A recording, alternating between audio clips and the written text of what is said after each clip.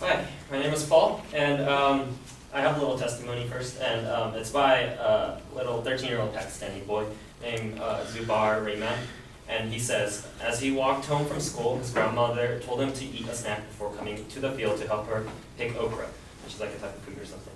It was the eve of one of the holiest holidays in Islam, when they gathered for the favorite family dish. He went outside, dum, dum. The sound of missiles pierced the air. All of a sudden, things became very dark, he said, as he remembered. And the next thing you know, his grandmother was gone, and it was like she exploded to pieces. So my claim is that unmanned drone airstrikes does more harm to innocent civilians than to the designated targets.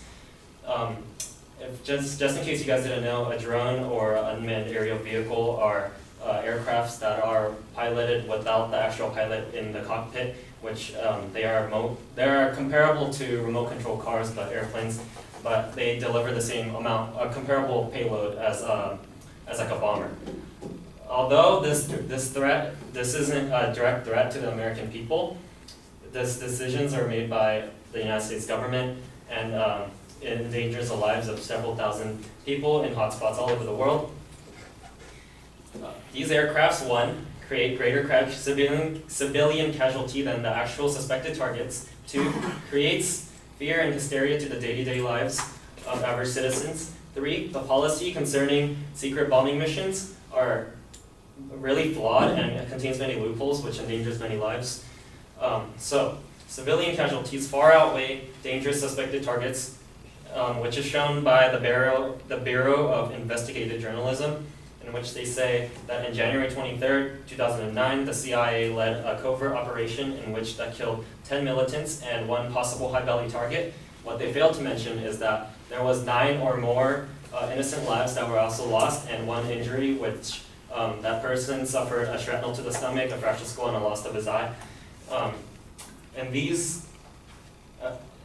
And there was another strike right at that same day, around the same area, in which it resulted in 5 to 10 civilian casualty with no militants or high-value targets deaths.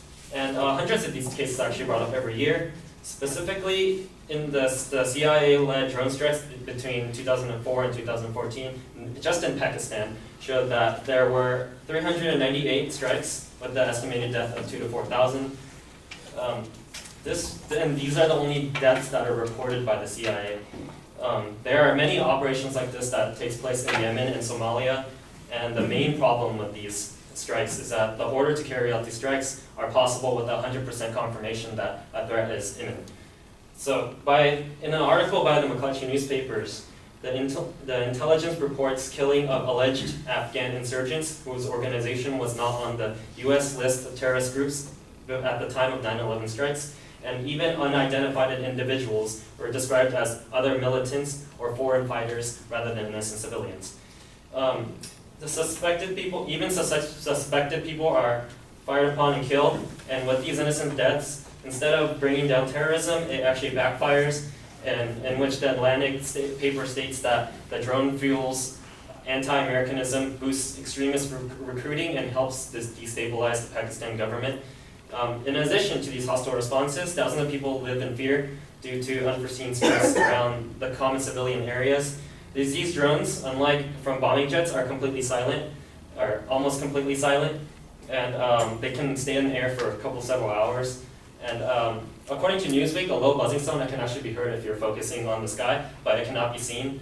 And in less than a minute, the entire building can be reduced to rubble. And what they fire actually is called a Hellfire missile, which is one of the most primary type of missile used by these Predator drones. And it's made to destroy tanks and buildings, but they are often used in taking out possible threats because it has a very high confirmation, or it'll obviously kill the person because if it was made for tanks and buildings. The main problem with these drone strikes is how easy it is to order these strikes. Clear evidence is actually not needed to order these strikes. A leaked memo from the Department of Justice outlined the legal justification as the U.S. has the right to kill U.S. citizens if they pose an imminent threat And then it contradicts itself at the end, where it says, and does not require U.S. to have clear evidence that a specific attack on U.S. persons and interests will take place in the immediate future. This memo is actually very contradictory, and the NPR.org actually states that the U.S. strategy relies on armed drones to kill terrorism suspects overseas, and it only rests on questionable assumptions and risk increasing stability and escalating costs. The president doesn't actually have to get approval from Congress to launch any of these covert operations. Obama himself actually launched less than 400 strikes during his time in office. And the University of Columbia actually reported that between 72 and 155 citizens killed. Okay, so the US government does not report all the civilian casualties because it sounds terrible in their thing. So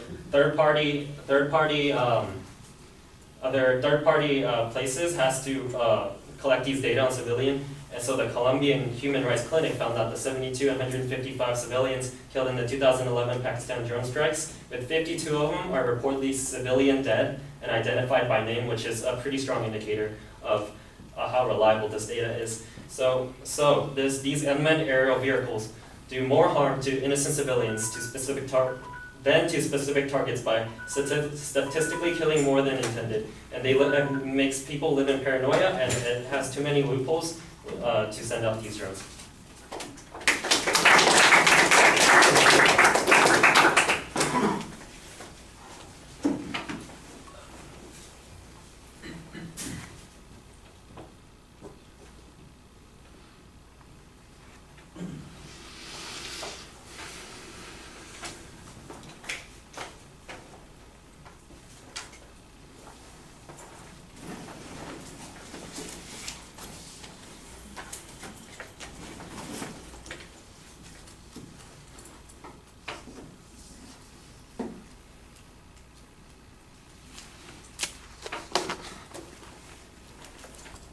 Well, Paul, the start was pretty effective. You've got a clear identification of the proposition.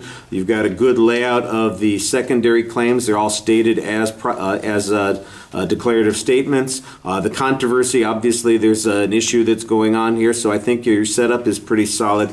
Now, when you get to the body of the speech, I think that was a little bit problematic because your organization does not stay as consistent as it was in the preview. You label the first point very clearly, but after that, it just seemed like all I was getting was the information. There was one spot where I could tell that you had actually moved to another one of your supporting points, but then it sounded like you went back to an earlier point again. So in the body of the speech, I think that the information needs to be structured a little bit more clearly. It's not that the information that you presented was inappropriate or necessarily even in the wrong place, but it's not always clear why it's there, and that's one of the reasons that you want to have those secondary points there. When you got to the section about the problem being that the policy is not well regulated or that there's not any transparency on it or any of those sorts of things, it really felt like I'm going to hear an attack on the way these things are decided, and some of what you presented consisted of that, but some of it went back over more strikes and examples. And okay, is that because nobody cleared it? Is it because we killed all these civilians because there wasn't any oversight, or is it even if there was oversight, we would have done this particular kind of thing? You're making the argument at this point that it's because of a lack of oversight or consistency in the policy. Then I need to have some reason to connect those things.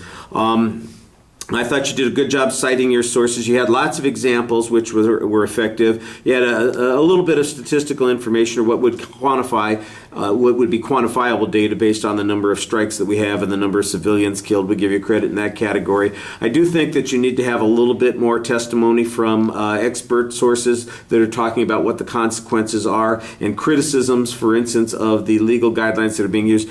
That was one of those inconsistencies. For instance, the first thing that you cited on the inconsistency on the policy had to do with the ruling about U.S. actions in attacking U.S. citizens overseas, as opposed to, the native population or the foreign fighters that are hiding in the civilian areas, or whoever else it is that we're killing, which seems to be the place that you have the biggest problem. As far as I know, we've only had 1 or 2 of those incidents where we went after American citizens who were fighting overseas, and so that's really the small part of the problem. The bigger part of the policy has to do with chain of command and who makes those decisions, and I think you needed to develop that argument a little bit more. I thought you did a very nice job presenting to the audience, so your generalization is pretty strong. You've got some good evidence on there. I thought the structure suffered a little bit in the body of the speech.